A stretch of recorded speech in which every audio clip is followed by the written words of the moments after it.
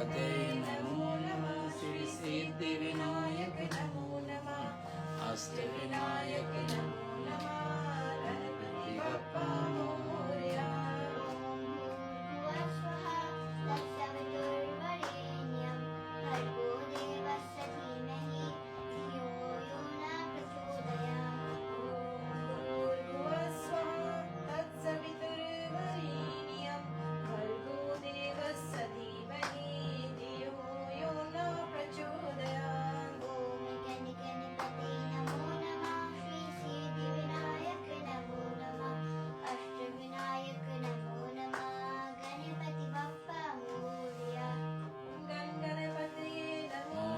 श्री सिद्धि विनायक नमो नमः।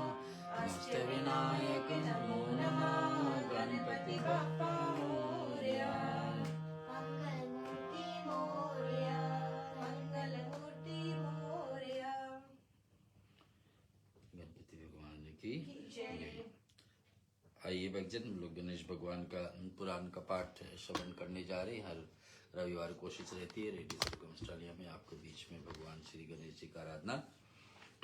पिछले कुछ हफ्तों में गणेश भगवान का अनेक रूप का वर्णन किए, उनको इतिहास में कैसे गणेश जी पूजनीय बने और कैसे आशीर्वाद के द्वारा हमारे और आपके बीच में महाविशाल रूप धारण करके हर एक भक्तों को रक्षा करते हैं। आज विशेष एक त्योहार भी है, हरियाली तीज कहा जाता है इसको। हरियाली यानी हरे रंग का। आज का तीज यानी कि श्रावण महीना का शुक्ल पक्ष के अंतर्गत है जो तीसरा दिन है उसको तीज कहा जाता है। तो आज पड़ रही है। आज का तीज का चांद ही भगवान शिव जी का मस्तक पर बैठते हैं और हरियाली यानी हरे रंग का वस्तु भगवान शिव का जैसे बेलपत्र है, बेलपत्र का फल जो है धतूरा आदि भगवान शिव को अर्पण करने से भगवान संतुष्ट होते हैं। विशेष करके माताएं के लिए उत्तम दिन माना जाता है। शिव जी को आराधना कर पार्वती मैया ही इस व्रत को शुरुआत की और शुरुआती कैसे की कि व्रत रह करके भगवान शिव को आराधना करते हुए शाम का बेला में एक बार भोजन करने का नियम है। चलिए वो तो तीज के विषय में कथा, लेकिन हम लोग गणेश पुराण आपके बीच में लाएंगे। कुछ ध्यान मंत्र लाएंगे पहले और उसके उपरांत श्री जी गणेश जी के चालीसा भी है और फिर जो कथा मिलती है गणेश अंक है, गणेश पुराण है, इसके अंतर्गत आपको श्रवण कराएंगे। हर एक व्यक्ति को नियम बनता है पंचदेव की आराधना के अंतर्गत 5 देवताओं का पूजन के अंतर्गत कि गणेश जी का पूजन भी हर दिन प्रतिदिन करें। ऐसे अवसर मिले इस पुराण को हम आपके बीच में पूरे के पूरे आपके बीच में समर्पित कर रहे हैं। आइए कुछ ध्यान मंत्र। ओम श्रीमन्महागणाधिपते नमः। ओम श्री सरस्वते नमः। ओम लक्ष्मी नारायणाभ्यां नमः। ओम उमामहेश्वराभ्यां नमः। ओम वाणी हिरण्यगर्भाभ्यां नमः। ओम सचिवरुद्राभ्यां नमः। ओम माता पिता चरण कमलेभ्यो नमः। ओम इष्ट देवताभ्यो नमः।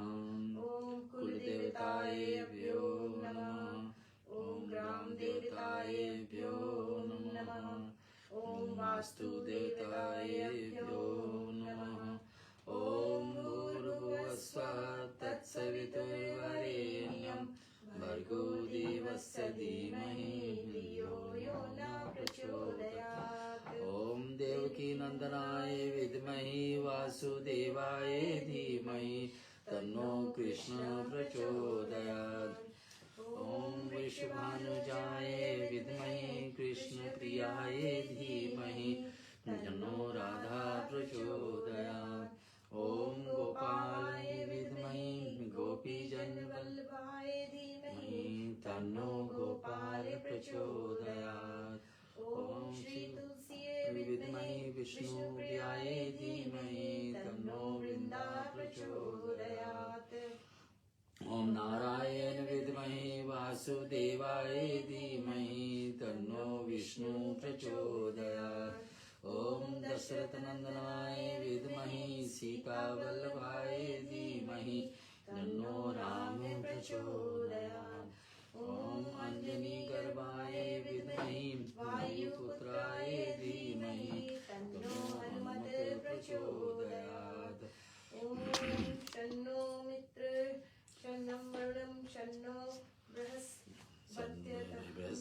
शन्नो विष्णुरुरुकमा नमो ब्रह्मणे नमस्ते वायो तमेव प्रतीक्षं ब्रह्मासि तमेव प्रतीक्षं ब्रह्म वदिष्यामि नित्यं वदिष्यामि सत्यं वदिष्यामि तत्मौतु तत्वक्तातुम् अवतु माम् अवतु वक्तारम् ॐ शांति शांति। गणेश जी का चालीसा से पहले थोड़े से प्रश्न हम लोग सुन लेते हैं। पिछले 3 सप्ताह पहले जहाँ पर कथा को विराम दिए थे और 2 सप्ताह पहले गणेश पुराण से परब्रह्म स्वरूप गणेश जी का भजन। ऋषि बोलते हैं कि भगवान तू अजन्मा है, यानी कि भगवान को हम लोग जानते हैं कि पार्वती मैया ने प्रकट किए, लेकिन जन्म तो नहीं लिए। जन्म तो जो मैया का पेट से होते, लेकिन मैया ने उनको प्रकट किए, अपने हाथों से बना करके मूर्ति के रूप में स्थापित किए। विकल्प रहित है, निराकार है, यानी हमेशा रहे भगवान गणेश। आदित्य भी है, लौकिक आनंद को शून्य है इनमें, और बताते कि सर्व कष्ट हरने वाले हैं, निर्गुण है, सब प्रकार के गुण हम लोग को देने वाले, निर्वेश है, इसमें कोई भी अवगुण नहीं पाया जाता। ऐसा है अपने भगवान गणेश जी, जिनका मान स्वरूप निरूपम तीनों गुणों से अतीत है, जो चिदानंद स्वरूप भी है और चिदभासक भी है। कहने के अर्थ में जो जगत की उत्पत्ति हेतु तथा संपूर्ण विज्ञाओं को आदि कारण है। जितने से जितने विद्या संसार में है, 10 महाविद्याएं देवियों के पास है, और जिस प्रकार से भी विद्याएं हमारे जीवन में हर एक मनुष्य के देवताओं के बीच में जरूरी आवश्यकता पड़ती है, वो सब गणेश जी से उत्पत्ति होती है।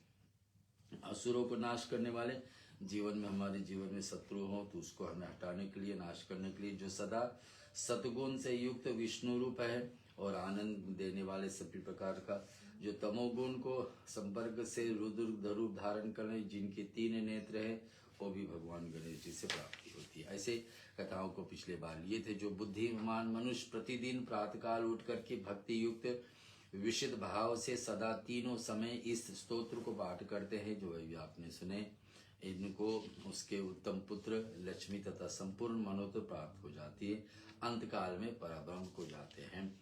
इस स्तोत्र को हम दोबारा सुना देते, तो पिछली बार आपके बीच में लाई थे। परब्रह्म स्वरूप गणेश भजम, अर्थ अजम निर्विकल्पम निराकारमेकां निरानन्वमानां तेतपूर्णं परम निर्गुणं विवेशनं निरीहं परब्रह्म गणेशं भजम्। गुणातीतमानं चिदानन्दरूपं चिदाभासक सर्वगं ज्ञानगम्यं मनीष्याध्यात्मिकाशरूपं परेशं परब्रह्म गणेशं भजेऽहं। जगत्कारणं कारणज्ञानरूपं सुरादिसुखादियुगादि गणेशं जगत्व्यापिनं विश्ववन्दे सुरेश्वरं परब्रह्म गणेश भजम्। रजो योक्ते ब्रह्मरूपे श्रितं सदा कार्ये सक्त हृदयानिदित्ये हन्यानि चिन्त्य रूपं जगत्कारणं सर्वविद्याविधान परब्रह्म गणेशं दत्ताय नमः। सदा सत्ययोगं मुद्रां कीरामानां सुररीन् हरन्त जगत्पालयन्तनं अनेक अवतारं निजज्ञानहरं सदा विश्वरूपं गणेश नमामः। तमो योगेन रुद्ररूपं त्रिनेत्रं जगत्कारकं तारकं ज्ञानहेतुवं अनेकामनहं सर्वजनं बोधयन्त सदा सर्वरूप गणेश नामं तं संतोत्मारहं जनज्ञानहं तर्वेत वेदास परब्रह्म सहृतं मुनिज्ञानकारणं विदुररिक्तं सदा ब्रह्मरूपं गणेश नमामः। निर्जनधीतयस्ततं करोतं सुराधानकलाभिः सुयत्रात् निगरं दिनेश शुन्ततारणं दिनेश शुद्धः शशं संकरणं गणेश नमामः। प्रकाशरूपं नभोयुक्तं विरकारहेतुं कलालभारभूतम् अनेकक्रियां शक्तिरूपं सदा शक्तिरूपं गणेश नमामः। प्रधानस्वरूपं महतत्त्वरूपं धराचारपं दिगाशिशारिरूपं असत्मन्स्वरूपं जगतः ते त्वतं सदा विश्वरूपं गणेश नतां समः।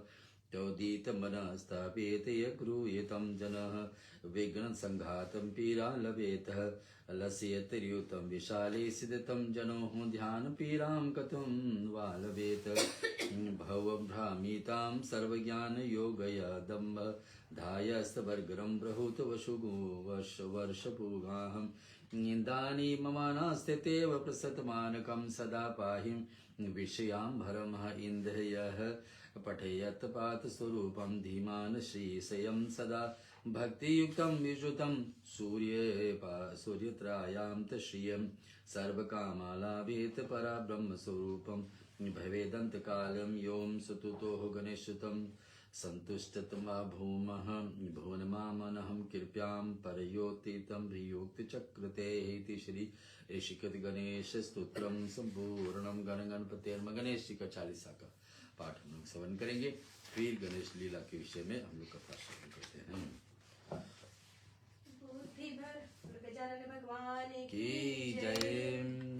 बुद्धि भरने अशरणे शरणे हरणे अमंगल जाल सिद्धि सदन करिवर वदने जय जय गिरिजालाल कहत चरण रज गजे बदन लहत परम पद लक्ष्य कटत अगिन अगतन अगत रतट सकल भय भाक्ष जय जय जय गणपति गणराजु मंगल भरण करण शुभ काज जय गज बदन सदन सुखदाता विश्व विनायक बुद्धि विधाता वर्क तुंड सुचि सुंद सुहावन तिलक त्रिपुंड भाल मन भावन अर्ध चंद्र मस्तक पर सोहे छबिलक सुर नर मन मोहे राजित मणि मुक्त मयूर माला स्वर्ण मुकुट श्री नयन विशाल पुस्तक पाणि कुठार त्रिशूलम मोदक भोग सुगंधित फूलम सुंदर पीतांबर तन साजित चरण पादुका मुनि मन राजित धनी शिव सुवन शान निभ्राता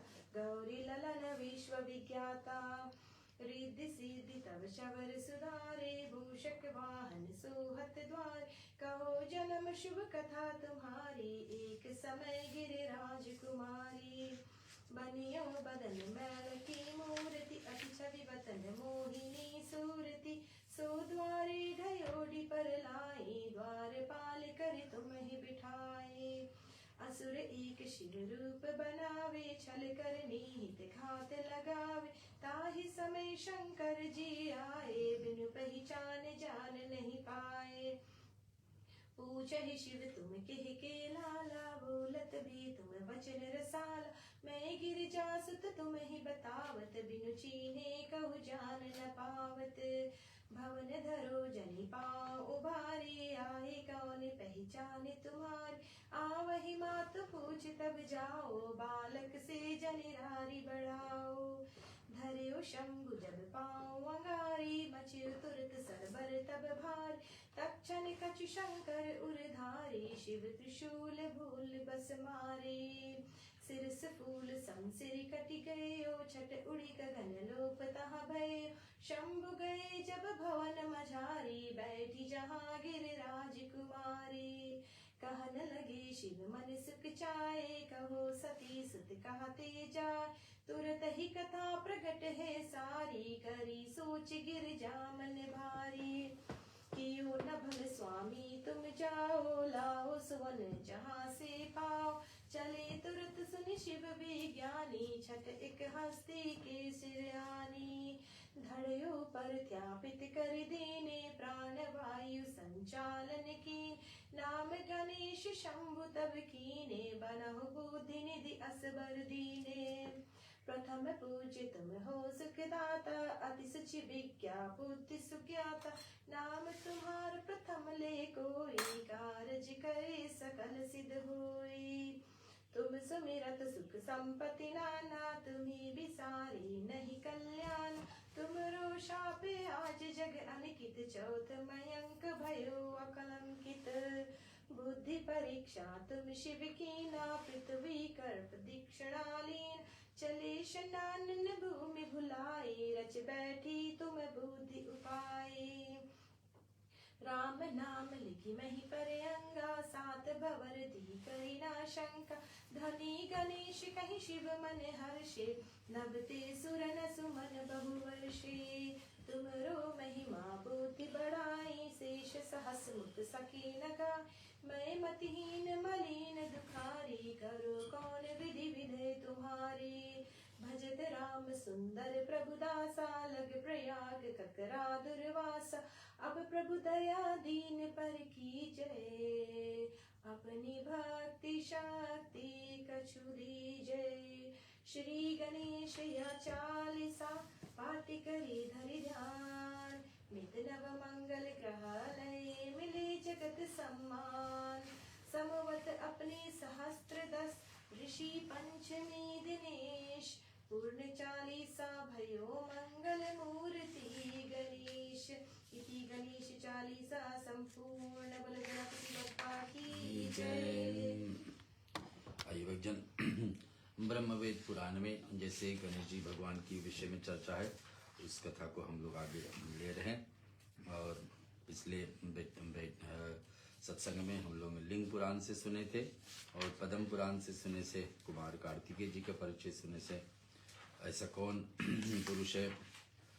यहाँ लिखा हुआ है कि विभिन्न पुराणों में गणेश भगवान को प्रकट होने की बहुत सारी कथाएं पद्म पुराण में एक रूप से कहा जाता है और फिर उधर लिंग पुराण में अलग से विस्तार से दिया गया है।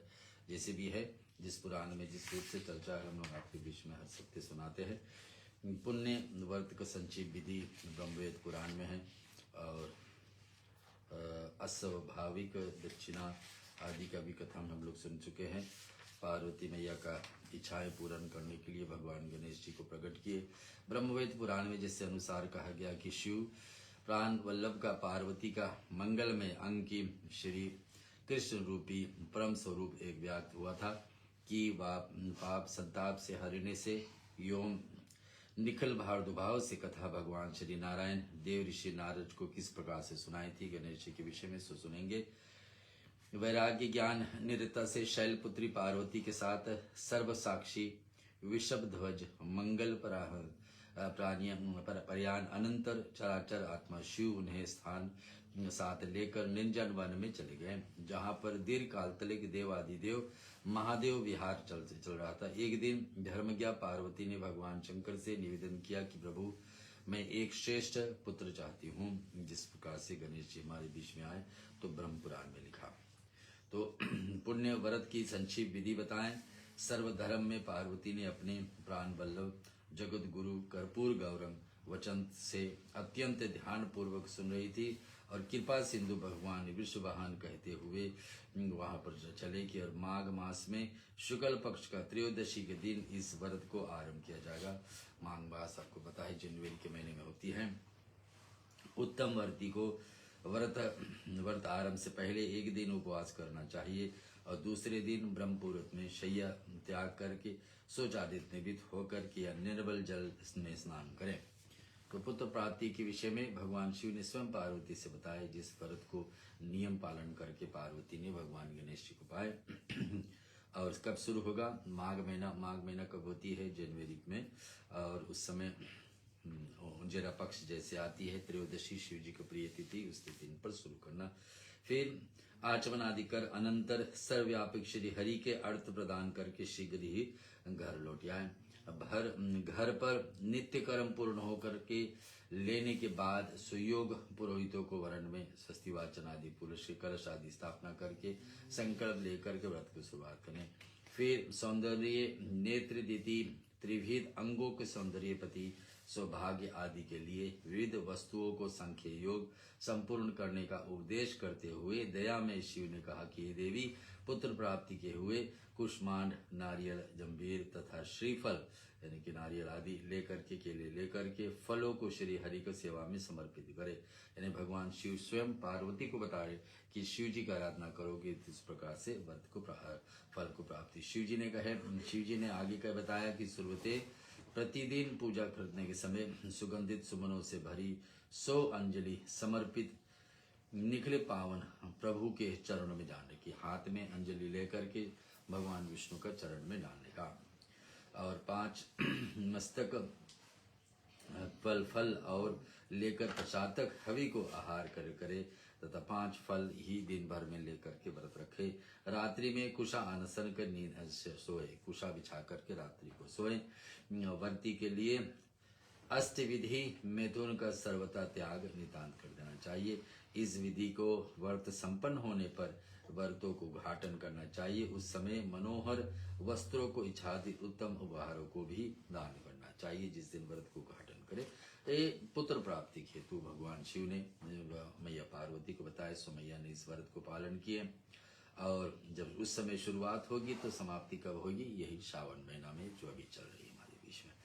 पाप संताप से रहित भगवती पार्वती ने अपने सर्वलोक महेश्वर पति का अमृतमय वचनों को सुन करके आनंद विभोर हो जाती है। और तप के विधाता भगवान चंद्रमौली पार्वती उसूत उपदेश देकर के चले जाते हैं। पार्वती के द्वारा पुण्य व्रत का अनुष्ठान ऐसे ही हुआ। हिमगिरी नंदिनी यानी हिमाचल की बेटी पार्वती उमा ने अपने पति को आज्ञा अनुसार प्रसन्नता पूर्वक महान पुण्य के व्रत को अनुष्ठान सिद्धत निश्चय करके पुष्प और फल आदि व्रत योगी उपयोग को व्रत किए। जैसे भगवान शिव ने बताया, पार्वती मैया ने ठीक वैसे ही संपूर्ण किए। और 1 लक्ष गज रतन, 3 लक्ष अश्वत्थ ऐसे प्रकार की वस्तु भी अंत में जाकर के दान की पार्वती मैया ने।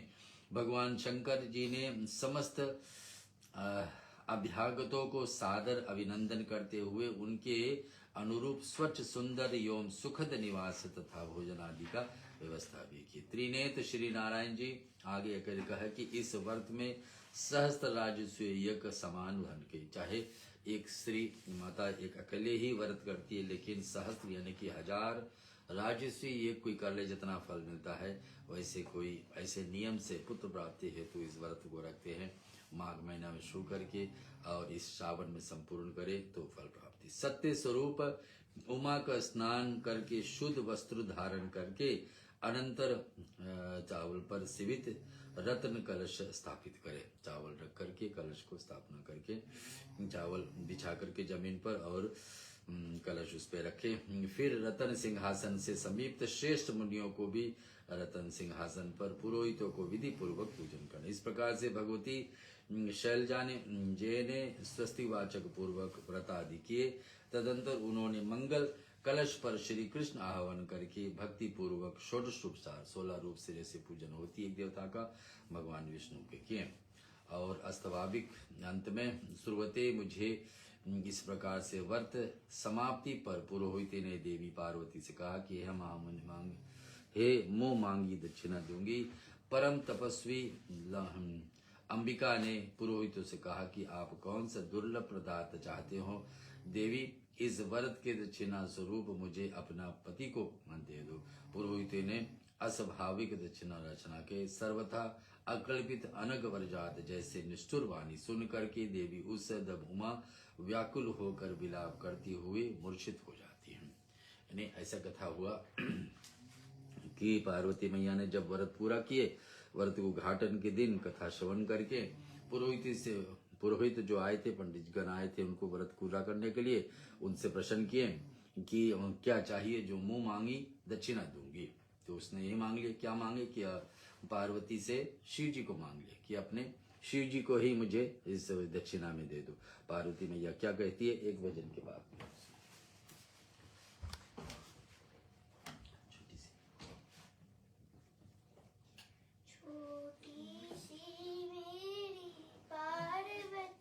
शंकर की पूजा करती थी। छोटी सी मेरी पार्वती शंकर की पूजा करती थी। निर्जल रह कर निश्चल मन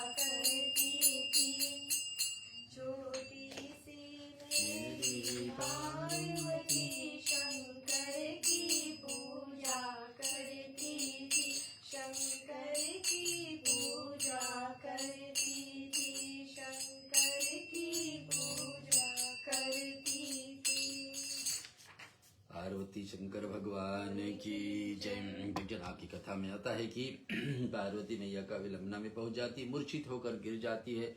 जो वृपगण ब्राह्मणगण आए थे इनका व्रत को घाटन करने के लिए, इसने दक्षिणा में क्या शिव जी ने पार्वती से कहे कि अपना महादेव को ही मुझे दक्षिणा में दे दो। धर्मिष्ठे उठो। तो निखिल सृष्टि के अमनि की मोहनाशाननी भगवती परब्रह्म को मूर्छित देख करके लोक पितामह यानी कि ब्रह्मा, विष्णु और मुनियों को हंसी हुई हो गई। तब उन्होंने उमापति महादेव को पार्वती को समझाने के लिए भेजा। पार्वती को कैसे समझाया जाए कि पार्वती को दान में शिव जी ही मांग लिया गए।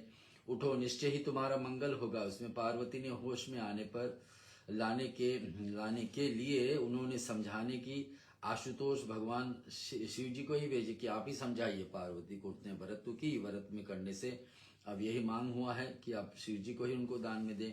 तो देव कार्य, पितृ कार्य अथवा नित्य नैमित्तिक जो भी कर्म दक्षिणा से रहित होता है वह सब निष्फल हो जाता है। बता दें कि देवताओं का पूजन जब भी हो, पितृ को हो अथवा नित्य नैमित्तिक कर्म भी हो, लेकिन बिना दक्षिणा ना हो सच में निष्फल होता। तो आपने व्रत तो किए, व्रत का फल भी यही है कि अब मांग में जो आपने कहा कि मुंह मांगा दक्षिणा देंगे सो देना पड़ेगा। और उसे कर्म से दाता निश्चय ही कालसूत्र नामक नरक में पड़ता है।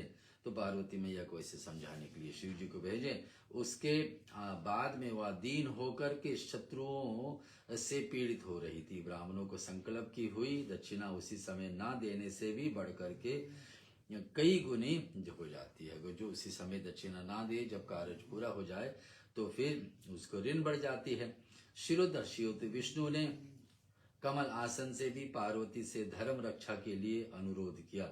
स्वयं धर्म ने कहा कि सदैव पुरोहितों को अविष्ट दक्षिणा देकर मेरी रक्षा करो। भगवान विष्णु भी समझाने के लिए तो बात यही हुई। देवताओं ने भी यह बात कही। मुनियों ने भी हवन पूरा करके दक्षिणा देने की प्रेरणा देते हुए कहा कि धर्मज्ञ, हम लोगों के यहाँ रहते तुम्हारे कल्याण संभव नहीं है कि आप दक्षिणा नहीं दोगे तो हमको यहाँ रहना कल्याण नहीं। शिवे पार्वती को कह रहे कि हे शिवे, या तो तुम मुझे दक्षिणा में अपने सर्वेश्वर पति को प्रदान करो या अपने दीर्घ काल के कठोर तप का फल त्याग दो। जो जितने तपस्या किए आप कितने महीने, इसको फल को त्याग दो, अन्यथा शिव जी को दक्षिणा में दे। ब्रह्मा के पुत्र तेजस्वी सनत कुमार ने देवी पार्वती को स्पष्ट कह दिए कि साध्वी, इस प्रकार से इस महान कर्म को दक्षिणा ना मिलने पर इसे दुर्लभ कठोर व्रत का फल ही नहीं मिलेगी। आपने बड़ी कठोर से व्रत फल किए हैं, इसका फल तो नहीं मिलने वाले। यजमान के तुम्हारे समस्त कर्मों का फल भी प्राप्त कर लूंगा मैं। और यानी कि आप आज का दक्षिणा नहीं दोगे तो फिर क्या होगा कि समस्त कर्म जो आप करे हैं वो सब ले लेंगे, जो जिसको देना चाहिए दक्षिणा। तो देवादित्य सुनो, पति के वंचित हो जाने के कर्म से क्या लाभ है। सत्य स्वरूप परम सती पार्वती ने अत्यंत व्याकुल होकर देवताओं से कहा कि दक्षिणा देने धर्म और पुत्र की प्राप्ति मेरा क्या हित हो गया कि मैंने दक्षिणा देने के तैयार तो हूँ, लेकिन हम धर्म के लिए किए थे, पुत्र प्राप्ति के लिए किए थे, तो अभी क्या हो गया कि स्वयं अपने पति को ही त्याग दे, पुत्र कहाँ से होगी। पृथ्वी देवी ने उपेक्षा कर वृक्ष को पूजा किया है तो प्राप्त हुई थी। यदि बहुमूल्य प्राण को विसर्जित हो जाए तो शरीर की रक्षा किस लिए होगी। आध्यात्मिक दुखों से शिवप्रिया ने मांग की कि हे देवेश्वर, साध्वी स्त्री के लिए पति के पुत्रों को समान होता है, तो एक पति अपने पुत्र समान होता है। ऐसे सिद्ध यदि व्रत अपने पति के दक्षिणा दे ही जाए तो पुत्र क्या लाभ लाएगा। पति ही नहीं रहेंगे तो पुत्र मिलने के क्या लाभ। पुत्र पति का वंश होता है, किंतु उसका एकमात्र मूल हो तो पति ही है। समझा रहे पुत्र प्राप्ति के हेतु और सारे देवताओं मिलकर के पार्वती को मूल धन के नष्ट होने पर समस्त व्यापार भी नष्ट हो जाएंगे, अपने जितने शुभ कर्म किए हैं सब नष्ट हो जाएंगे अगर जो ये दक्षिणा आप मांगा हुआ नहीं दे रहे। उसी समय अंतरिक्ष में देवताओं और ऋषियों ने एक बहुमूल्य रत्न निर्मित रथ देखा। सारे देवताओं ने देखे आकाश में, अंतरिक्ष में, हवा में कि एक रत्न देखे। क्या देखे? वो घन नील पाप राशों से घिरा हुआ था। सभी प्रसाद वनमालीधारी रत्नों भरी से विभूषित थी। ये रत्न ऐसा था कि कभी ने किसी देवता ने कभी नहीं देखे। उस रथ से चतुर्भुज वैकुंठवासी श्री नारायण उतर करके देवताओं के सम्मुख उपस्थित हुए, आए देवताओं के बीच में।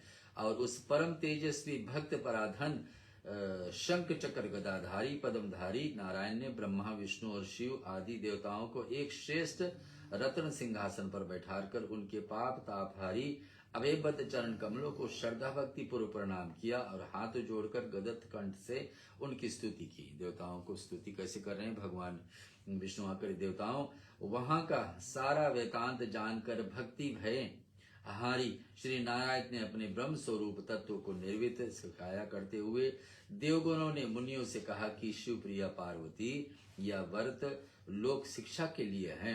ये व्रत जो है लोक शिक्षा के नहीं, समाज का इसमें ज्ञान लेने की बात है। कैसे? अपने लिए कदापि नहीं, क्योंकि ये तो स्वयं समस्त व्रतों को एवं तपस्वियों को फल प्रदान करने वाली है।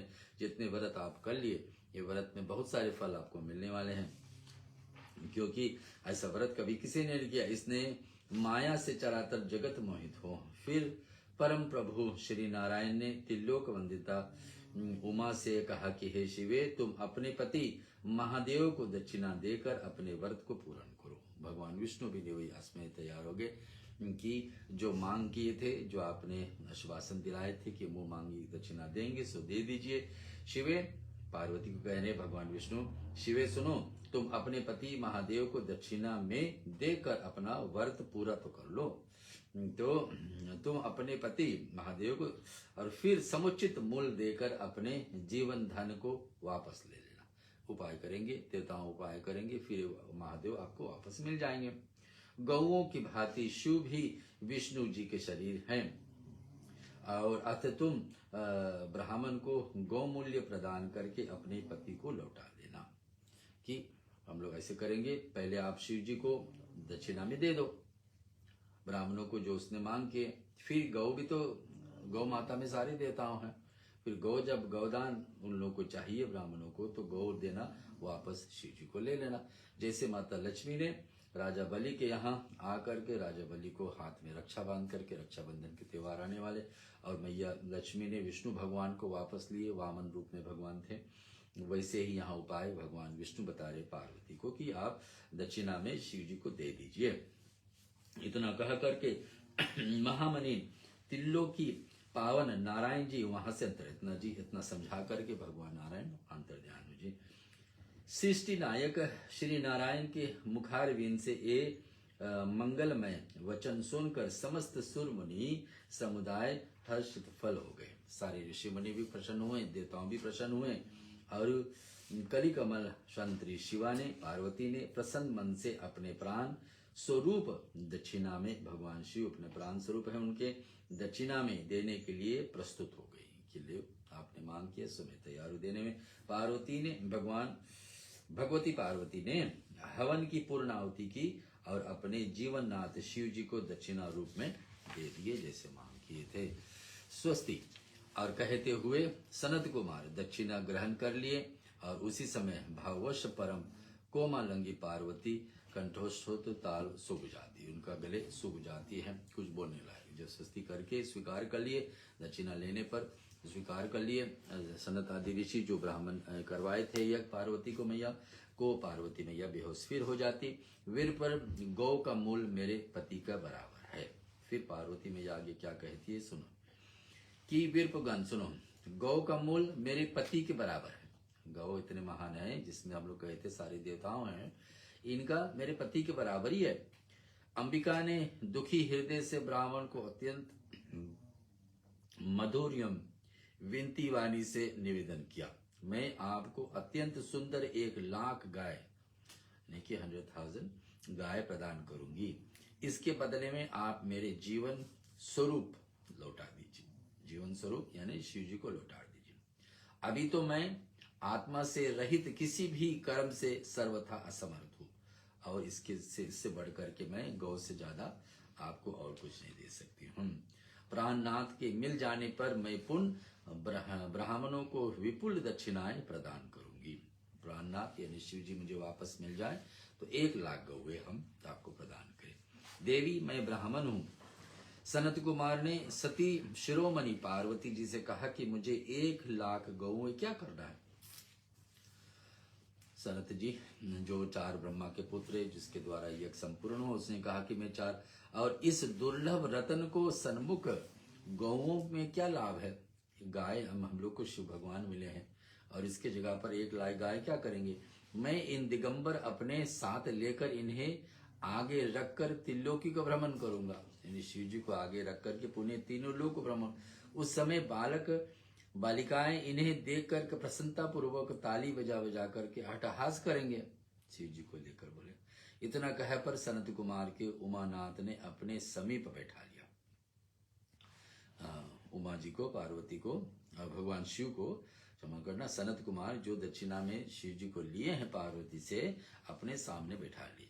पार्वती व्याकुल हो गई और विश्व मोहन की दर्शन अब सुनेंगे कि अब पार्वती व्याकुल हो जाती कि अब हम क्या करें, सचमुच में तो तैयार होकर लेके जा रहे हैं शिव जी को। हाँ, सुकोमल हिलिक्षा से गिरजा जलहीन मीन से भांति छटपटाने लगी। मन ही मन वे सोचने लगी कि कैसा दुर्भाग्य है कि मुझे ना तो अभिष्ट देव का दर्शन प्राप्त हुआ और ना व्रत का फल ही मिला। व्रत का फल भी नहीं मिला, जो पुत्र चाहिए तो वो तो नहीं मिले, और जो था मेरे पास वो भी खो दिए। अधीर होकर परम सती हेमगिरि रत्ना से और शरीर त्याग करने के लिए प्रस्तुत हो जाती। पार्वती को ऐसा परिस्थिति आ गया कि शरीर भी त्यागने के लिए तैयार होगी। आगे सुनेंगे। उसी समय पार्वती सहित देवता और ऋषियों ने शून्य में कोटि से कोटि सूर्य प्रकाश की परम कोटिष्ठ तेज में देखा। तो उसी समय पार्वती के अंदर सारे देवताओं ने देखे सूर्य कोटि, जिसे हम लोग कहते कि हजारों में हजार सूर्य एक जगह पर चमकती हो, इतना पार्वती मैया में देखे।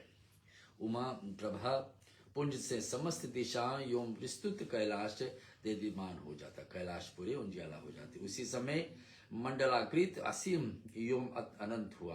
प्रभु के उस महान तेज पुंज से देखकर देवगण भी उनकी स्तुति करने क्या करेंगे कि अनिवार्चनीय महाविराट प्रभु, आपका यथार्थ स्तन संभव नहीं है। उन महानिभाव परम प्रभु को विभिन्न प्रकार से स्तुति करने की हुई विष्णु, ब्रह्मा, महादेव, धर्म राज, देव समुदाय, मुनिगण, सरस्वती, सावित्री, लक्ष्मी और हेमगिरि स्वयं आकर आप अकथनीय हैं, स्वच्छ में हैं और ज्ञान से भी परे हैं। फिर वेदों को कारण स्वरूप आपकी स्तुति करने कैसे हो सकती। आप मन और वाणी के अगोचर है। हम लोग तो आपकी कलाश पर हैं। देवता और ऋषिगण चुप हो जाते। उस समय कैलाश गिरिवासिनी पार्वती ने तेजो में शरीर प्रज्वलित अग्नि के ज्वाला तरह प्रकाशित हो जाती। पार्वती मैया भी पूरे अपने आप को अंत करने वाली है। तेजस्वी मूर्ति सी प्रतीत होने वाली उमा सुंदरता में पावन, अंग पर परियोजन वस्त्र सुशोभित रही थी और सिर पर जटा भार करके उनके कठोर तप को सूचना दे रही कि सर्वसमर्थ, सर्व अंतर्यामी, योम, अणु और परमाणु व्याप्त महामाये श्री कृष्ण जी, आप तो मुझे जानते हैं किंतु मैं आपको जानने में समर्थ नहीं हूँ। भगवान श्री विष्णु को यहाँ प्रार्थना कर रही पार्वती कि जगत माता पार्वती ने भगवान शिव जी के प्रेरणा से वर्त को आराध्य परमात्मा स्वरूप गुणगान करते हुए कि परमात्मा, मैं पुत्र दुख से दुखी होकर भी आपकी स्तुति कर रही थी कि मैंने पुत्र प्राप्ति के लिए इस व्रत को किया था। इसी समय आप उनके सदृश पुत्र प्राप्त करना चाहती हूँ, कि आपके जैसा पुत्र प्राप्त करना चाहती हूँ, परंतु अंग सहित वेद के विधान अनुसार व्रत करते हुए इस व्रत में अपने पति के दक्षिणा में दे दी। अब मैं क्या करूँ आगे। अत्यंत दारुण कार्य है। दया में ये सब समझकर आप मुझ पर दया कीजिए। भगवान नारायण से कृष्ण के रूप में पार्वती मैया ने क्या बात करी है। भगवती पार्वती श्री कृष्ण ध्यान में तलीन थी। उस समय उस असीम एवं महान तेज राशि मध्य उन्होंने अद्भुत रूप देखा। क्या देखे। लवन में संपन्न विश्व मोहित श्री कृष्ण स्वरूप दर्शन दिए। लवन यानी कि नमक में, क्षीर सागर समुद्र में, और श्री हरि कटजित बहुमूल्य रत्न निर्मित आसन पर आसीन एवं मनियों में माला में सुशोभित है। नवनीर दुर पर अद्भुत पीताम्बर अरण्य शोभा है। रत्न धारण करिए किए हुए श्री कृष्ण हे हे भुवन मोहन अनूप रूप को देखकर भगवती पार्वती ने उसी सदृश पुत्र को कामना करने लगी और उसे क्षण में वह वर्त प्राप्त भी हो जाती है कि श्री कृष्ण के जैसा पुत्र प्राप्ति करने के लिए उनकी इच्छा बन जाती। इतना ही नहीं, उसी समय शिवा ने जो जो भी कामनाएं की वे सब पूरी होने लगी। शिवा यानी पार्वती ने देवताओं भी अभिष्ट पूर्ति हुई। तदंतर वह तेज वहीं तिरोहित हो जाता है जो पार्वती मैया से तेज निकली थी और भगवान श्री कृष्ण से बात की। तब सुर समुदाय ब्रह्म पुत्र सनत कुमार समझाया कि और उन्होंने दिगंबर शिव जी को उनकी प्राणेश्वर शिवा को लौटा दिया और उतने देखते ही इतने तेज निकले और साक्षात भगवान श्री कृष्ण वहां प्रकट हुए। पुत्र प्राप्ति उनको उसी समय हो जाती। फिर वो भगवती पार्वती प्रसन्नता पूर्वक सीमा नहीं। जग जाने ने ब्राह्मणों को बहुमूल्य रत्न प्रदान किया। वंदनीय योम भिक्षुओं को स्वर्ण राशि दे करके ब्राह्मणों देवताओं एवं पार्वती पर्वतों में परम सस्वाद व्याजनों को भोजन करवाया कि उसी प्रकार से उनको देखकर जो रतन लेकर के भगवान प्रकट हुए उनको प्राप्त करके ब्राह्मण ने शिव जी को वापस लौटा देते हैं। और नवरीत तन पर अद्भुत पीताम्बर अवर्णीय शोभा थी। रत्न भर में अनुकूलित उग अनुपम विग्रह को करके कमलों में पीयूष वार्ष धारणी मुरली विगान थे और इसको प्रदान करके ब्राह्मणों को संतुष्ट हुई और भगवान शिव को वापस लौटा दे। महामाई भवानी ने अलौकिक उपहारों से अत्यंत प्रतिपूर्वक अपने प्राणनाथ देव को महादेव को पूजन की। देववाग बजने लगी। अनेक मंगलिक कार्यों में साथ साथ श्री हरि का संबंधित गाए गए मंगलिक गीतों में शुभ स्थान ध्वनित उठालिता सर्वत आनंद और उल्लास समाज व्याप्त हो गई। बोलो लक्ष्मी नारायण भगवान की जय। ऐसे पार्वती मैया का व्रत भी पूरा हुई। संतान प्राप्त नहीं हुई जिससे कि कृष्ण भगवान के जैसा पुत्र प्राप्त करने की इच्छा रखिए वो पूर्ण हुई और भगवान के दिया हुआ रत्नों से और वो ब्राह्मणों को दक्षिणा पूर्ण की और ब्राह्मणों ने भगवान शिव को दया पा करके उनको वापस लौटाने। इस प्रकार से सनातनी उमा का पवित्र तम पुण्यवक व्रत संपूर्ण हुआ। पाराब्रह्म विपुल रक्त राशि दान करके सबके भोजन करवाए। तदंतर उन्होंने अपने जीवन वंदन धर्म रक्षा शिव जी को साथ स्वयं लेकर के भोजन किए। पहले ब्राह्मणों को भोजन कराए, देवताओं को भोजन किए, साक्षात भगवान को, फिर सबके कर्पूर आदि सुस्वादित लंबूत तांबुल दे करके उन्होंने भगवान शिव जी को साथ स्वयं भी उसे ग्रहण किया। इस अनंतर जगदम्बा प्रसन्नता पूर्वक अपने पति को साथ एकांत चली जाती है। पराब्रह्म प्रकट की कथा आती है इसके बाद में। बोलो गणपति गजानंद भगवान की जय।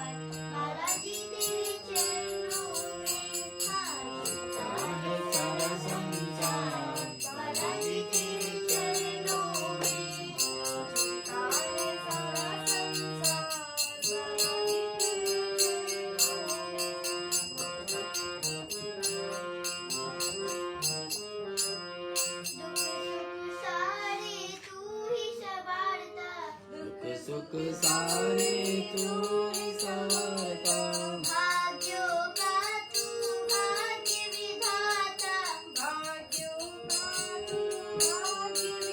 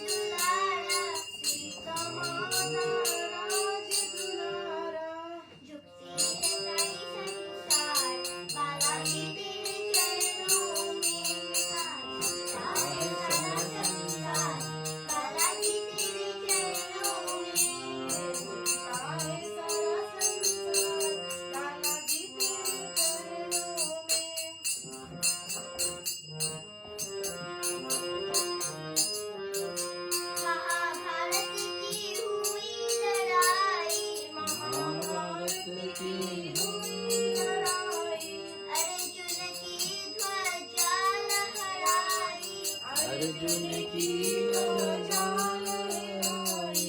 भक्तों की करी कल्याण वाला की तेरे चरणों में झूठा है सारा संसार वाला की तेरे चरणों में झूठा है सारा संसार वाला की तेरे चरणों में। शंकर भगवान की जय। फिर प्रश्न हम और सुनेंगे, फिर गणेश पुराण से पाठ को श्रवण करेंगे। पारब्रह्म प्रकट होने का भगवान शिव और पार्वती मैया का इच्छा पूरा करने के लिए। महादेव सुनो, मैं सुधा और व्याधि क्या से व्याकुल अत्यंत दीन और दुर्लभ ब्राह्मण भोजन की इच्छा से बड़ी दूर से चल करके आपकी शरण में आया हूँ। कुछ लोग ऐसे आते हैं, भगवान शिव से प्रार्थना करते हैं कि भोजन प्राप्ति करने के लिए, और उसी समय एक दिन हीन योम कुतिस्थ ब्राह्मण सर्व संपत्ति साध्विका पार्वती के द्वार पर आए। उसके वस्त्र पहले कुचले हुए थे और सिर के बाल रखे हुए थे।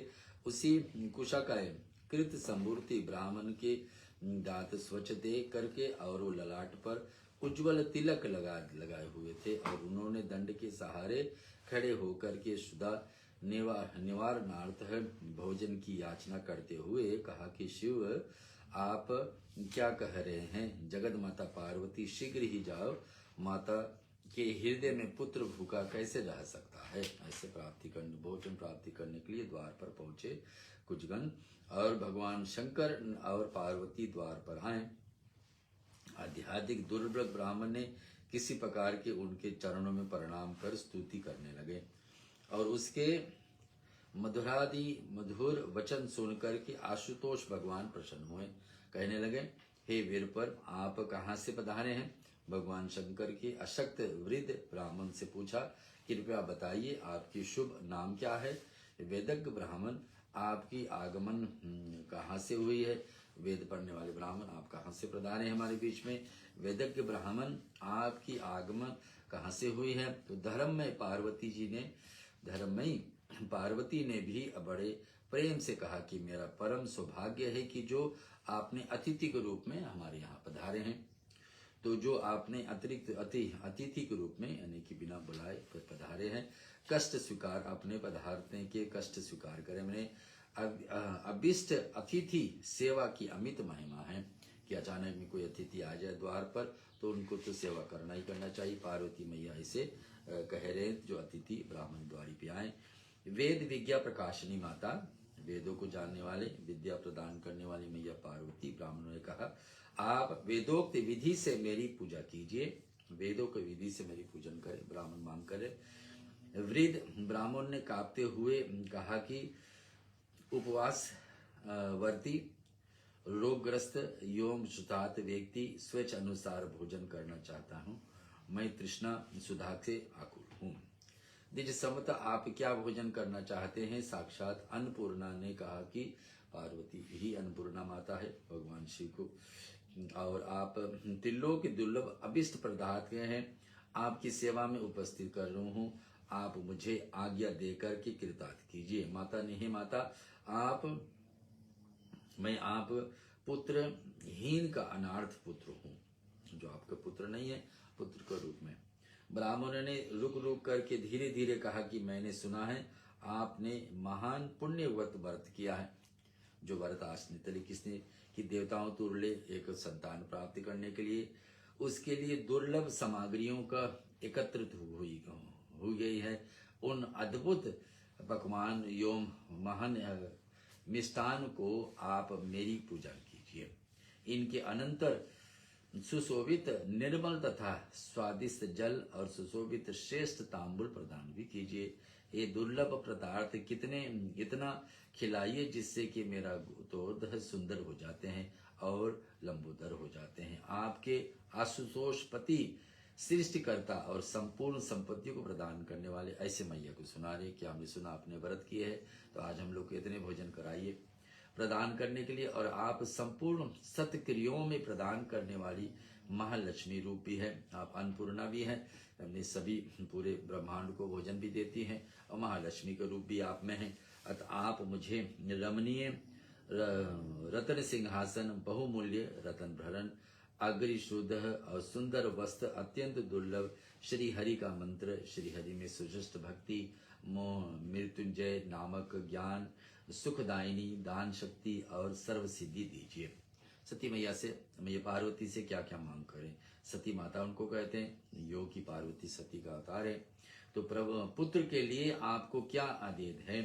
वृद्ध ब्राह्मण धीरे धीरे कहते जा रहे थे, मैं तप एवं उत्तम धर्म का पालन करते हुए एवं समस्त कर्मों को पालन करूंगा, किंतु जन्म जरा व्याधि और मृत्यु के हेतुभूत कर्मों को स्पर्श नहीं कर सकेगा। मैं ऐसा प्रदान आपको करूंगा, जो पुत्र आपको होगा कभी मृत्यु को नहीं प्राप्त होगा। इसी प्रकार से संसार की असारता एवं भगवत भक्ति प्राप्त करने का ध्यान हुए ज्ञानविद विराटविद तेजस्वी कृषाकर ब्राह्मण ने कहा कि समस्त कर्मों को फल प्रदान करने वाली माता, आप नित्य स्वरूप सनातनी देवी होकर भी लोक शिक्षा के लिए पूजा और तपस्या, आप तो सनातनी यानी कि हमेशा हमेशा रहने वाली देवी है, आदि शक्ति है, लेकिन फिर भी लोक कल्याण के लिए मैंने समाज का कल्याण के लिए इस व्रत को आपने किया है। प्रत्येक कल्प में गौलोकवासी श्री कृष्ण गणेश जी का रूप में आपके अंग के प्रकट होकर के कीड़ा करते हैं। श्री कृष्ण ही, यहाँ पर ब्राह्मण लोग बता दे, श्री कृष्ण ही गणेश के रूप में आपका जीवन में आएंगे। इतना कहते कहते अशक्त वृद्धि ब्राह्मण वहीं अंतर्ध्यान हो जाते। वे परमेश्वर इस प्रकार से अंतरित होकर के परम साध्वी परम मंगलमय एवं परम धन्य माता पार्वती ने शैया पर नवजात शिशु को रूप में लेकर छत की लेकर के लड़ी हो जाती। इतने में बोलते हैं कि भगवान गणेश जी उनके पास, ये अलग अलग पुराणों में अलग अलग गणेश जी कैसे आते पार्वती का कथा है। तो ब्रह्मवेद पुराण में ऐसा है, श्री कृष्ण ही भगवान शिव और पार्वती के बीच में गणेश के रूप में प्रकट हुए हैं। ये श्लोक सुना करके ब्रह्मवेद पुराण से है, एक श्लोक सुना करके फिर आगे लिखते हैं। तो ब्रह्मवेद पुराण जो हम लोग अभी पाठ सुने हैं, कैसे पार्वती मैया ने व्रत किए शिव जी को बताने पर व्रत का नामन पूर्ण हुए, जिसमें शिव जी को ही मांग लिया गया दक्षिणा में।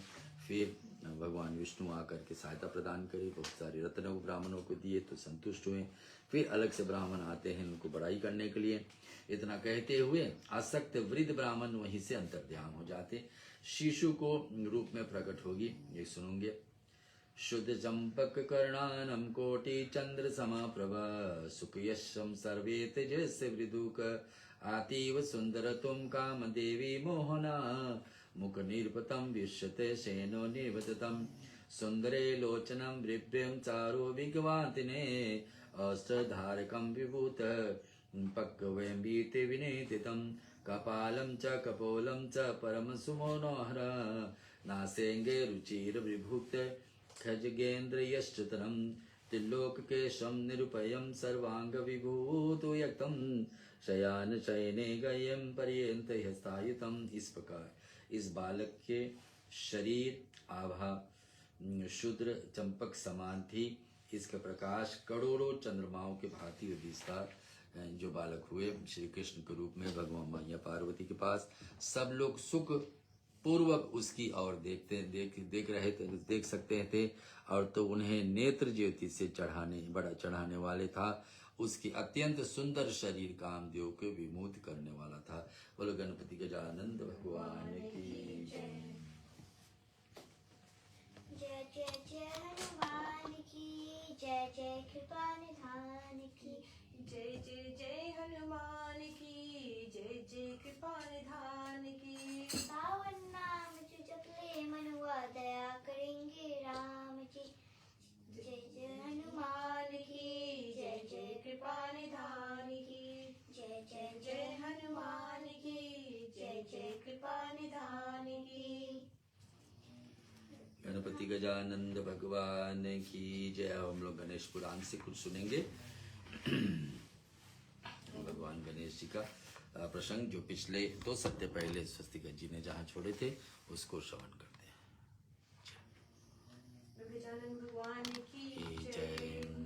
पिछले सप्ताह हमने सुना था भगवान विष्णु द्वारा विघ्नेश्वर उपासना, फिर हमने सुना था मधु कैटभ वध से पूर्व गणेश पूजन की कथा, और राजा भीम का काल। आज हम आगे चलते कथा में सुनने को श्री वल्लाल विनायक की पवित्र स्थापना। महर्षि विश्वामित्र बोले, हे राजन, इससे वैश्य पुत्र बल्लाल को मानसिक पीड़ा हुई। उसने पिता से हाथ जोड़कर निवेदन किया कि पिताजी, आप भले ही मुझे दंडित करें, लेकिन उन परमेश्वर भगवान गणाधिशय का अपमान न करें। वे अपने भक्तों के सभी विघ्नों का हरण करने वाले व कल्याणकारी देव है। उनके समान अन्य कोई बड़ा देव नहीं है। वैश्य ने क्रोधात वैश्य में कहा, मूर्ख, इस पत्थर को सर्वात्मा कहता है। देखूंगा तेरा गणाधिशय तेरे विघ्नों को किस प्रकार दूर करता है। कल्याण अपने पुत्र को एक पेड़ से दृढ़ता पूर्वक बांध कर बोला, अब भी अपनी भूल स्वीकार कर ले और गणेश की भक्ति छोड़कर अपने कार्य में लग जा। किंतु पुत्र ने पिता की बात स्वीकार नहीं की तो वह उसे गाली देता हुआ चला गया। बालक को अपने पिता की निष्ठुरता पर क्रोध आ गया और उसने पिता को शाप दे डाला, तुमने मुझे इस निर्जन वन में अकेला ही निर्दयता पूर्वक बांध कर छोड़ दिया है। फलस्वरूप तुम बहरे, गूंगे, अंधे और विकलांग हो जाओगे। काफी समय व्यतीत होने व वृक्ष से बंधा रहने के कारण बालक थक गया और रस्सी से बंधन उससे कोमल अंगों में चुभ गए। इससे अत्यंत पीड़ित होकर वह भगवान गजानन को पुकारने लगा और अंत में उसकी ओर से भी निराश हो गया तो उसने आत्मघात करने का निश्चय किया। वह वृक्ष से ही सिर फोड़ने लगा। वह बालक पीड़ा और निराशा के कारण रोता हुआ बोला, विघ्नेश, आपके भक्त पर ऐसा महान संकट है और आप सुनते नहीं। पता नहीं आप कहीं है भी या नहीं। यदि मैं तो फिर आते क्यों नहीं? अभी यदि है तो फिर आते क्यों नहीं? तभी उसने देखा कि सामने एक ब्राह्मण आ रहा है। उसने तुरंत ही बालक के बंधन खोले और सिर पर हाथ फेरते हुए कहा, वस्त, तुम्हारी पुकार सुनते ही तो मैं यहाँ आ गया हूँ। तुमने पिता को जो शाप दिया है वह सत्य होगा और यह स्थान तुम्हारे नाम पर बल्लाल विनायक के नाम से प्रसिद्ध हो जाएगा। इधर कल्याण का शरीर उसी समय से रोगग्रस्त हो गया। उससे दुर्गंध आने लगी। वह बहरा, गूंगा और विकलांग हो गया। उसकी दशा देखकर पत्नी को बहुत दुख हुआ। वह पुत्र को देखने के लिए अरण्य में गई तो वहां उसे गणेश्वर के पूजन में लगा देखा। इससे उसके मन में बड़ी प्रसन्नता हुई। उसने पुत्र से कहा कि पुत्र, या तो तू बड़ा शुभ कार्य कर रहा है, परंतु तेरे पिता की दशा बहुत दयनीय हो गई है। उन्हें भी चलकर देख ले। वस्त, माता पिता की आज्ञा मानना भी पुत्र का परम कर्तव्य है। बल्लाल ने उसी प्रकार शांतिपूर्वक बैठ रह कर कहा, माता, संसारिक माता पिता तो अनन्य है, अर्थात माता पिता तो भगवान गणेश्वर ही है, जिनकी मैंने शरण ली है। इन्हीं भगवान का निरादर करने के कारण पिताजी को ऐसी दशा प्राप्त हुई है। उनकी सेवा करना तुम्हारा भी तो कर्तव्य है, क्योंकि पत्नी के लिए पति की सेवा ही सर्वोपरि है। माता ने कहा, पुत्र, अपने जन्मदाता पिता को शाप से मुक्त विमुक्त कर दो, मैं तुमसे विनती करती हूँ। यह सुनकर बल्लाल ने कहा, माता मैं तो अब कुछ भी नहीं कर सकता। अगले जन्म में तुम एक राजा की महारानी बनोगी, किंतु तुम्हारा पुत्र गूंगा, बहरा, विकलांग और दुर्गंधयुक्त होगा। उसके कारण तुम्हारा पति उस पुत्र के साथ तुम्हें भी घर से निकाल देगा। फिर एक शिवालय में एक गणपति भक्त ब्राह्मण के स्पर्श से तुम्हारे दक्ष नामक पुत्र का शरीर निरोग और सुंदर हो जाएगा। हे राजन, यह समस्त घटना चक्र उसी वाणी के अनुसार घटित हुआ था। अब आगे चलते हैं कथा में। काल का गति वैचित्र्य। गणपति गजानंद भगवान की। शिव नंदन दीन दयाल हो तुम, राज तुम्हारी जय होवे। शिव नंदन दीन दयाल हो तुम, गणराज तुम्हारी जय होवे। सरताज तुम्हारी सिर सोहे, एक दंत हमारी मन मोहे। सरताज तुम्हारे सिर सोहे, एक दंत हमारे शुभ लाभ सभी के दाता हो, गणराज तुम्हारी जय हो। शिव नंदन दीन दयाल हो तुम, गणराज तुम्हारी जय हो। ब्रह्मा बन के करता हो तुम, विष्णु बन के भरता हो तुम। ब्रह्मा बन के हो तुम, विष्णु बन के भरता हो तुम। शिव शंकर बन संहारक हो, गणराज तुम्हारी जय होवे। शिव नंदन गणराज तुम्हारी जय होवे। हर डाल में तुम, हर पात में तुम, हर फूल में तुम, हर मूल में तुम। हर डाल में तुम, हर पात में, हर फूल में तुम, हर मूल में तुम। संसार में बस एक हर हो तुम, गणराज तुम्हारी जय हो। शिव नंदन दीन दयाल हो तुम, गणराज तुम्हारी जय होवे। गणराज तुम्हारी। गणपति गजानंद भगवान की जय। आने कथा फिर।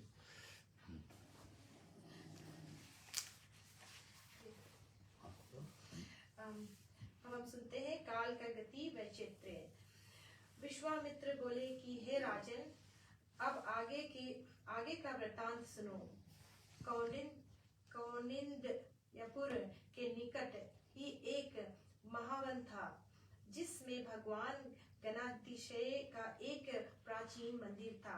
दक्ष ने उस मंदिर में जाकर गणेश्वर के एकादशी मंत्र गण का जप आरंभ किया।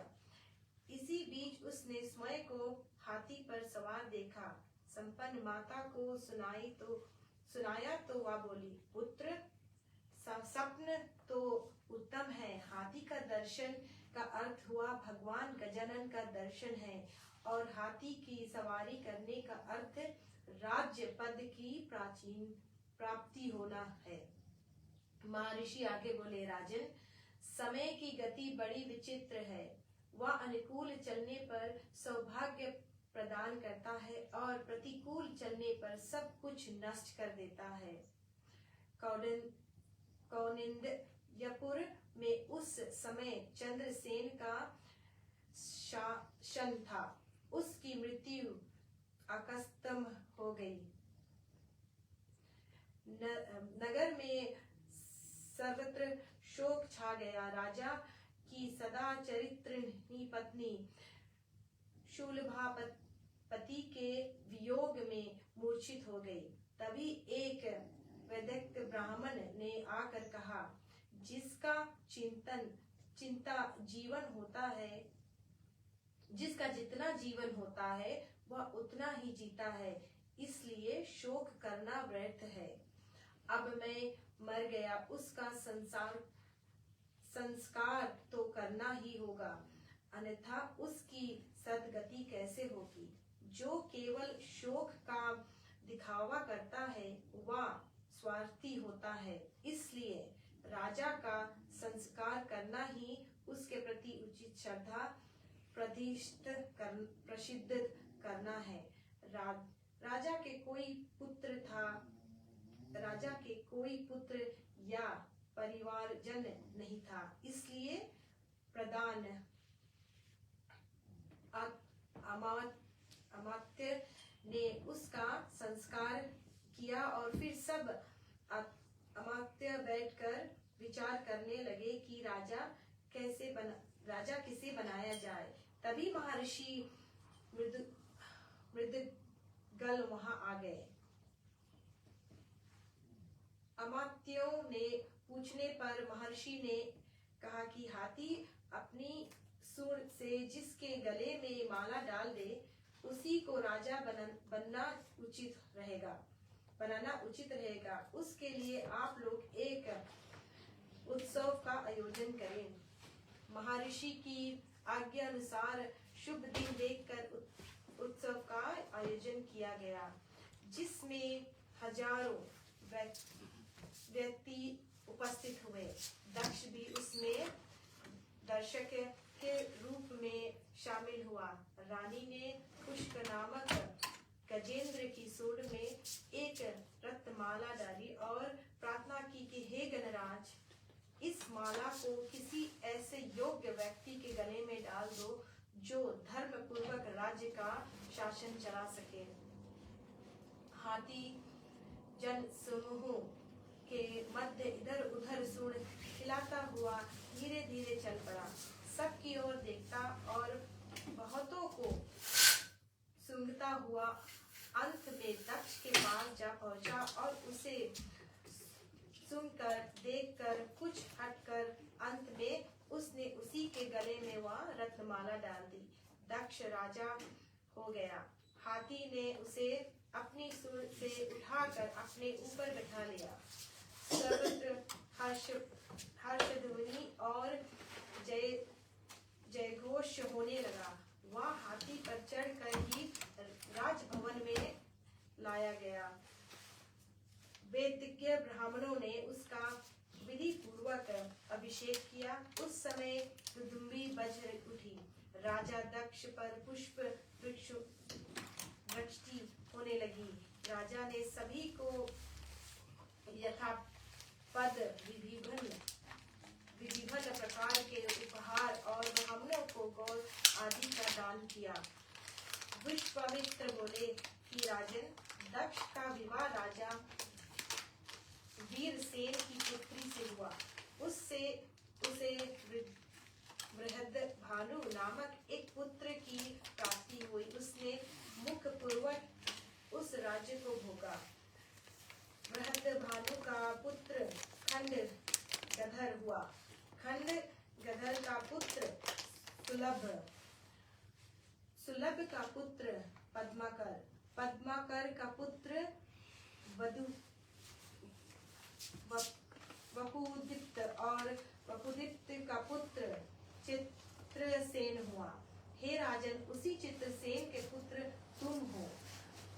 ब्रह्मा जी ने कहा कि हे व्यास, विश्वामित्र जी के मुख से अपना परमात्मा राजन वश्य परिचय सुनकर राजा भीम बड़ा प्रसन्न हुआ और उसने निवेदन किया, प्रभु, मुझ पर भी भगवान गणाधिशय की कृपा हो, ऐसा कुछ कीजिए। उसकी प्रार्थना सुनकर विश्वामित्र ने कहा, हे राजन, तुम राजा दक्ष द्वारा निर्मित गणेश मंदिर में रहकर गणाधिशय का अनुष्ठान करो तो तुम्हारी सभी मनोकामनाएं पूर्ण हो जाएगी। यह सुनकर राजा उन्हें प्रणाम करके अपने वश्य परमात्मगत से उपास किए गणेश्वर मंदिर में जाकर उपासना करने लगा। उपासना पूर्ण होने पर उसे रुक्मांगद नामक पुत्र की प्राप्ति हुई। कालांतर में पिता की आज्ञा से रुक्मांगद अपने पैकृत राज्य पद पर बैठा। इतना कहकर ब्रह्मा जी मौन हो गए तो व्यास जी ने उससे पूछा कि ब्राह्मण रुक्मांगद भी गणेश भक्त हुआ या नहीं? तब ब्रह्मा जी ने कहा कि राजा रुक्मांगद बड़ा धार्मिक और सत्यवादी हुआ था। उस पर भी एक बार बड़ा संकट आया था। उस संकट का निवारण गणेश कृपा से ही हुआ था। गजानन भगवान की जय। ये भजन एक भगवान गणेश जी का भजन, और फिर हम लोग गणेश जी का 108 नाम से दुर्वा और कुछ प्रसाद अर्पण करेंगे और उसके उपरांत आरती।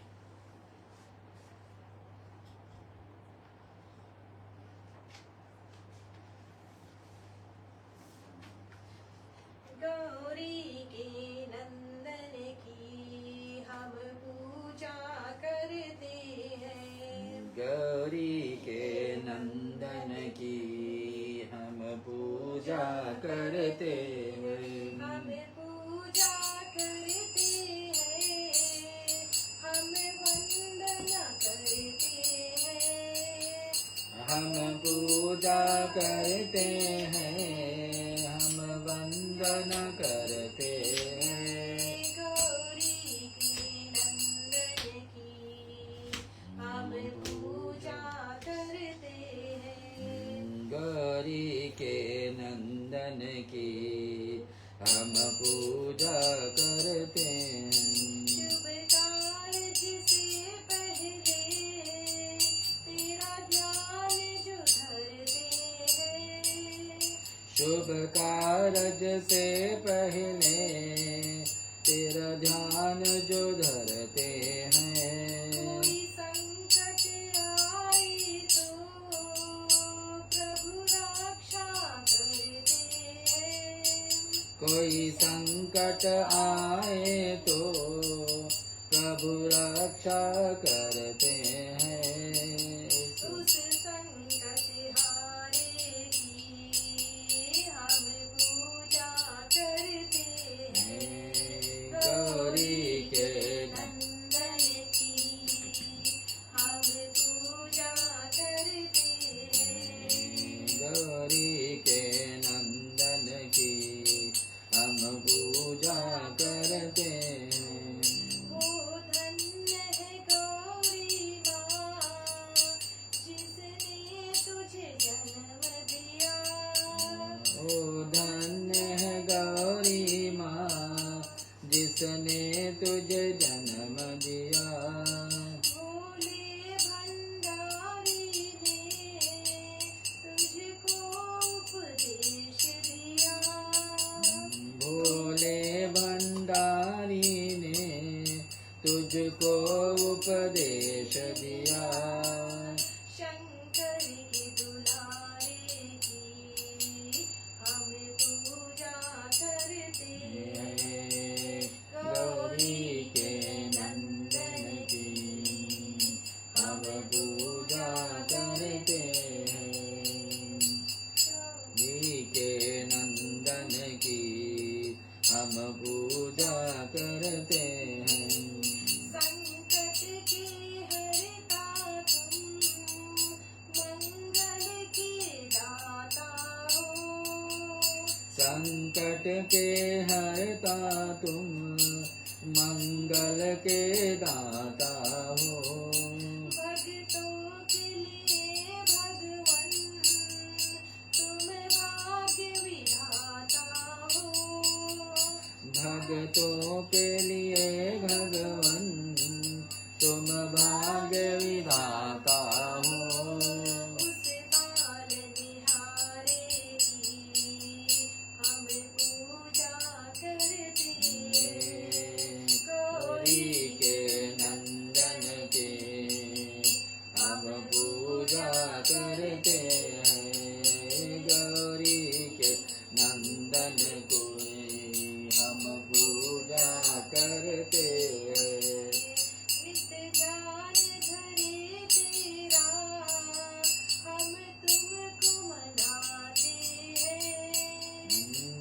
ध्यान धरे तेरा, हम तुमको मनाते हैं। मोदक मिश्री भगवन तेरे भोग लगाते हैं। मोदक मिश्री भगवन तेरे भोग लगाते हैं। रिद्धि सिद्धि के दाता की हम पूजन करते हैं। गौरी के नंदन की हम पूजा करते हैं। है, गौरी के नंदन की हम पूजा करते हैं। हम पूजा करते हैं। हम पूजा करते हैं। गजानन भगवान की जय। आइए भक्तजन, हम लोग गणेश जी का 108 नामावली से दुर्वा और पुष्प प्रसाद निवेद अर्पण करेंगे। आप ओम गण गणपते नमः बोलते रहिए, या कुछ प्रसाद सफेद तिल या मोदक आदि कुछ आपके पास है तो उसको भी समर्पित कर सकते हैं। ओम अर्घ्यतुम नमस्कारे। कोटि समाप्ता देवा सर्वकार्येषु सर्वदा। ओम गणपते नमः। ओम श्री गजाननाय नमः। ओम गणाधीशाय नमः। ओम विघ्नराजाय नमः। ओम विनाकायाय नमः। ओम देवमातुराय नमः। ओम मुखाय नमः। ओम प्रभुमुखाय नमः। ओम सुमुखाय नमः। ओम कृतने नमः। ओम सुप्रदाताय नमः। ओम सुखनिधिये नमः। ओम सुराधीशाय नमः। ओम सुराधिगणाय नमः। ओम महागणपतिये नमः। ओम मनाय नमः। ओम महाकालाय नमः। ओम महाबलाय नमः। ओम निरंभाय नमः। ओम लंबोदराय नमः। ओम हर सर्वगृहाय नमः। ओम महोदराय नमः। ओम मदकटाय नमः। ओम महावीराय नमः। ओम मनित्रणे नमः। ओम मंगल सोराय नमः। ओम प्रमदाय नमः। ओम प्रथमाय नमः। ओम प्रजाय नमः। ओम विघ्नकेत्रे नमः। ओम विघ्नहत्रे नमः। ओम विघ्नेशनेत्रे नमः। ओम विराटपते नमः। ओम श्रीपते नमः। ओम भक्तपतये नमः। ओम शंखगारिणे नमः। ओम अशिष्टवत्सलाय नमः। ओम शिवाप्रियाय नमः। ओम शीघ्रकारिणे नमः। ओम शाश्वताय नमः। ओम बल नमः। ओम बलिष्ठताय नमः। ओम भाव्यतमजाय नमः। ओम पुराण पुरुषाय नमः। ओम कृष्णे नमः। ओम पुष्क रोतिष्पते वर्णे नमः। ओम अग्रगणमाय नमः। ओम अग्रपूजाय नमः। ओम अग्रगामिने नमः। ओम मंत्रकृते नमः। ओम चामिक्र प्रभावाय नमः। ओम सर्वाय नमः। ओम सर्वपासाय नमः। ओम सर्वकर्त्रे नमः। ओम सर्वनेत्रे नमः। ओम सर्वसिद्धिप्रदाय नमः। ओम सिद्धिये नमः। ओम पंचहस्ताय नमः। ओम पार्वती नंदनाय नमः। ओम प्रभुवे नमः। ओम कुमार गुरुवे नमः। ओम अशोभावाय नमः। ओम कुंजरसुरभंजनाय नमः। ओम प्रमोदाय नमः। ओम मोदक प्रियाय नमः। ओम कांतिमते नमः। ओम धृतिमते नमः। ओम कामिने नमः। ओम कपिस्तव पनसप्रिताय नमः। ओम ब्रह्मचारिण्ये नमः। ओम ब्रह्मरूपिण्ये नमः।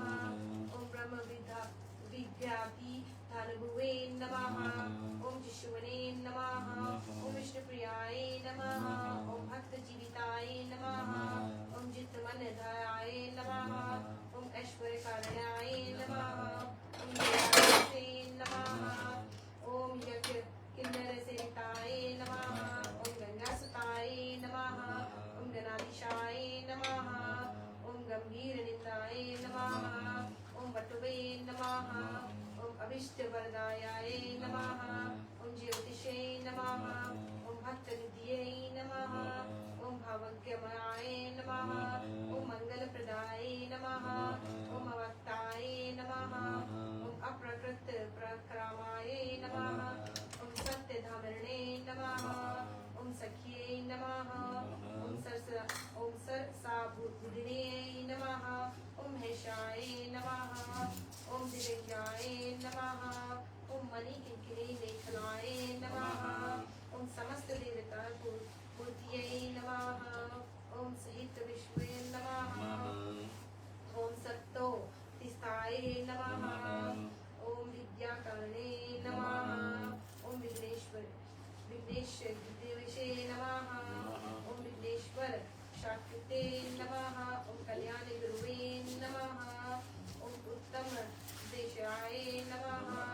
ओम अपराजाते नमः ओम समस्त जगत धराय नमः ओम सर्वेश्वर प्रदाय नमः ओम अकारांत चित्त प्रदवे भवे नमः ओम विघ्नेश्वरे नमः श्री गणेश वस्तु इति गणेश शास्त्र शांत नामा वाली संपूर्ण गजानन भगवान की जय। ये आरती की थाली तैयार कर ले।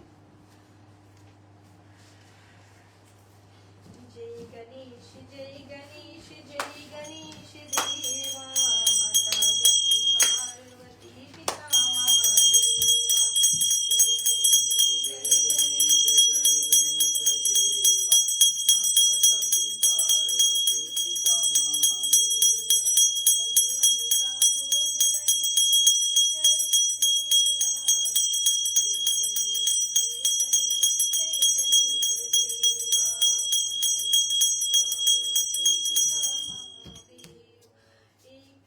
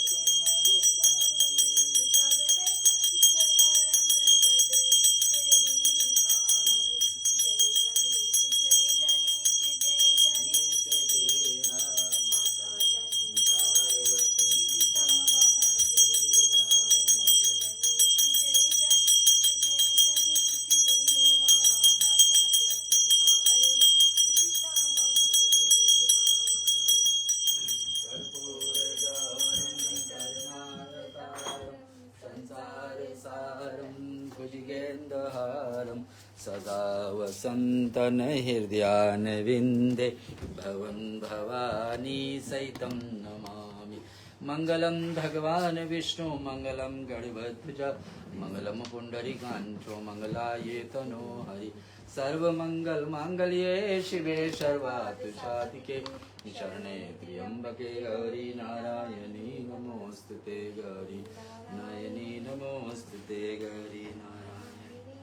ॐ त्र्यम्बकं यजामहे सुगन्धिं पुष्टिवर्धनम् उर्वारुकमिमावन्दनार्मृत्योर्मोच्येमामृतात्। ॐ त्र्यम्बकं यजामहे सुगन्धिं पुष्टिवर्धनम् उर्वारुकमिमावन्दनार्मृत्योर्मोच्येमामृतात्। ॐ सर्वेषां स्वस्तिर्भवतु सर्वेषां शान्तिर्भवतु सर्वेषां पूर्णं भवतु सर्वेषां मङ्गलं भवतु सर्वे भवन्तु सुखिनां सर्वे सन्तु निरामया सर्वे भद्राणि पश्यन्तु मा कश्चित् दुःखभाग् भवेत्। ॐ असतो मा सत्यगमया तमसो मा ज्योतिर्गम्यां यद्योमामृतं गम्य। ॐ पूर्णमदः पूर्णमिदं पूर्णात् पूर्णमुदच्यते पूर्णस्य पूर्णमादाय पूर्णमेवावशिष्यते। ॐ शान्तिः शान्तिः शान्तिः।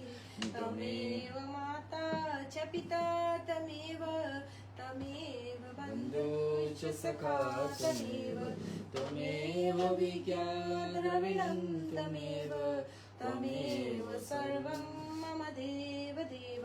कायेन वाचा मनसेन्द्रियैर्वा बुद्ध्यात्मना वा प्रकृते स्वभावतु करोमि यद्यद् सकलं परस्मै नारायणायते समर्पयामि सदा शिवायते समर्पयामि जगदम्बिकायते समर्पयामि।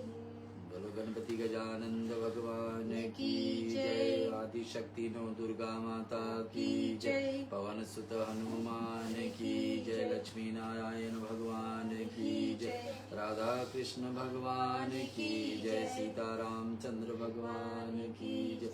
गणेश पुराण की जय। नमः पार्वती पते हर हर महादेव। काल हर कष्ट हर दुख हर दारिद्र हर काल हर कष्ट हर दुख हर दारिद्र हर काल हर कष्ट हर दुख हर दारिद्र हर भक्तों का भंडार भर हर हर महादेव। जन आज हमारे साथ फिर आप जुड़े रविवार के बेला में श्रावण महीना का शुक्ल पक्ष का तीज तिथि है।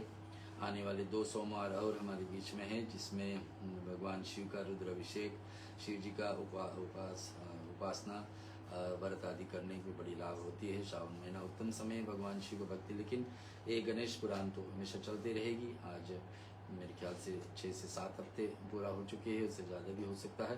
हर रविवार कोशिश रहती है आपको बीच में पहुंचने के लिए। आज जुड़ने के लिए सभी को धन्यवाद, कोटि कोटि प्रणाम। आज अगले सप्ताह फिर आपका रात देखिए।